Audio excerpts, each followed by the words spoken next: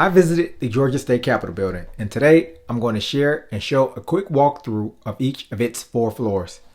In my last video, I explained that I'm visiting all 50 US state capitals as a way to visit each state in the United States. And I'm also using it as a way to stay sane since, with the exception of going to the gym and the grocery store, I stay in the house the majority of the time. And who wants to do that, right? It's pretty boring, don't you think? Anyway, now that I've already visited a few Capitol buildings, but I'm only just now making the videos for them, with Georgia being my first one, I can tell you that getting to capitals can be much more adventurous than this trip. Depending on how you travel, it'll be a lot more involved than just driving 1 hour to one of the capitals, walking around it, and then going home. And besides, the real adventure is in touring a new town. But since I just so happen to live in the suburbs of Atlanta, Georgia, it was fitting that the Georgia State Capitol will be my first Capitol building to visit. And it was a great way to whet my appetite for what's to come. After my visit, I wasn't deterred from continuing my 50 US state Capitol hunt, and that's a good thing. So now, let's talk about my quick visit to the Georgia State Capitol building and give you a quick tour of what I saw in and around the building. So I woke up in the morning, prepared my coffee,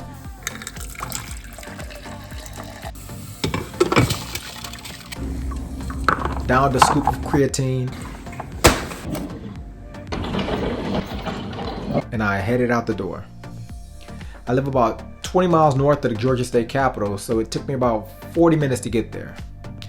If you've ever driven on the interstate through Atlanta, you already know that 8 out of 10 times you'll end up in a traffic jam.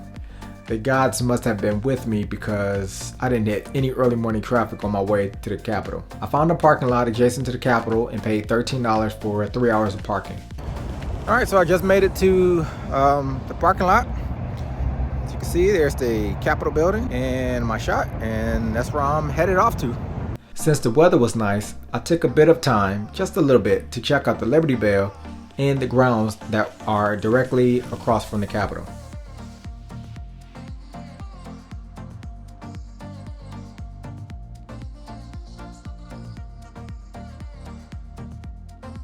Afterwards, I had to find my way into the building.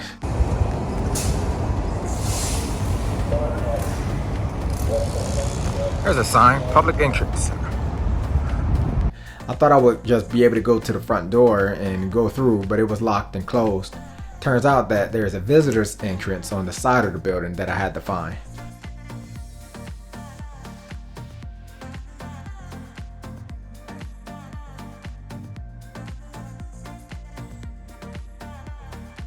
But I made it through.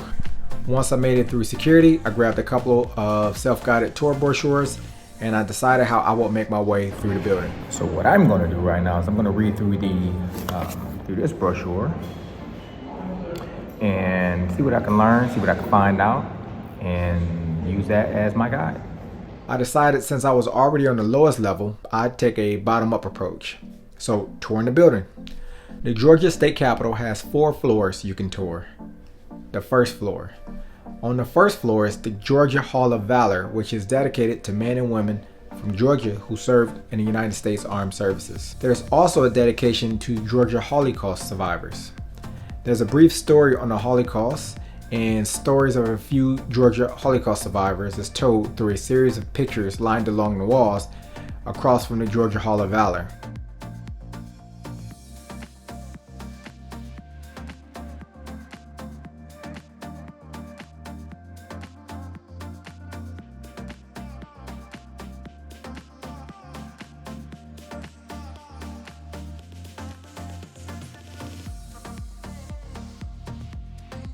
Then I got to the second floor.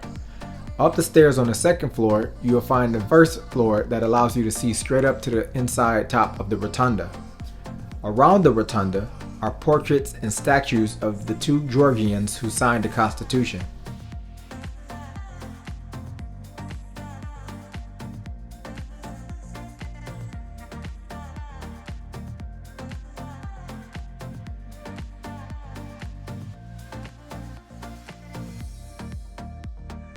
Other portraits throughout this floor are former Georgia governors, and there is one portrait of Dr. Martin Luther King Jr. the only past non-governor I believe that's on the walls.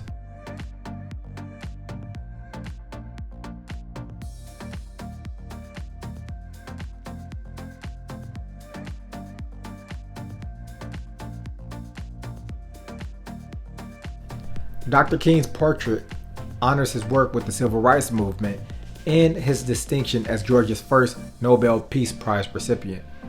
You also find the offices of Georgia's executive officers on this floor. Last, you can find the tour desk on this floor, and outside the tour desk is where the governor's office actually is. The tour desk is where you can sign up for tours, ask questions about the building, and get other general information.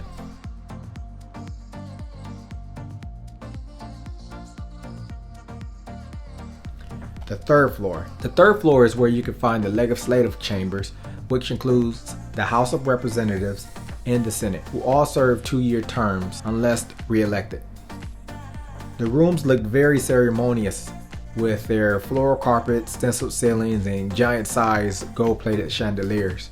Apparently, the rooms were restored to their original design from 1884. I walked into the House chambers for a better view, but the Senate chambers were locked. Neither legislative branch was in session. Still, I got a great view of the Senate chamber because it has glass windows on its doors. The third floor also continues the view up to the rotunda, looking up from the third floor railings, and the floor also continues its display of Georgia Hall of Fame portraits and statues.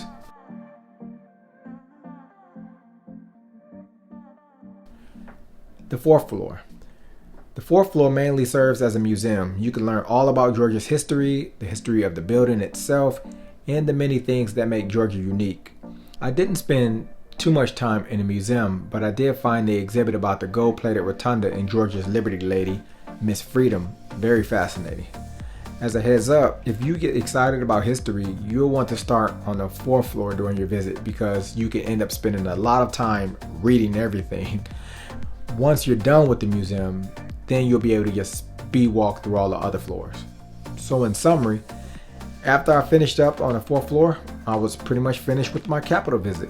There were no climatic moments, and to be frank, the building was pretty empty since there were no legislative meetings in progress. All the people who worked in the building were either behind locked offices or non-public areas, so I didn't see many of them either. There wasn't much more to see. I could have toured the Capitol grounds a bit, but I was good with the hour I had already spent in the building.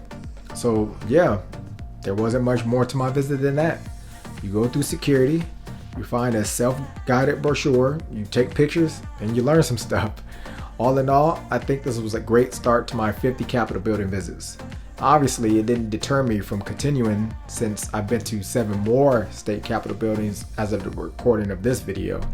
And I'm going to continue my Capitol building hunts until I see all 50 of them. Not only because of the pure fascination it has now given me about learning American history, but also to just keep getting me out of the house for a couple of days or a week, at least once per month. It definitely is worth it for me as long as I keep my budget in check, which I've limited to spending no more than $2,500 per month. Think I can do it? I hope so. In the meantime, remember, go out and travel.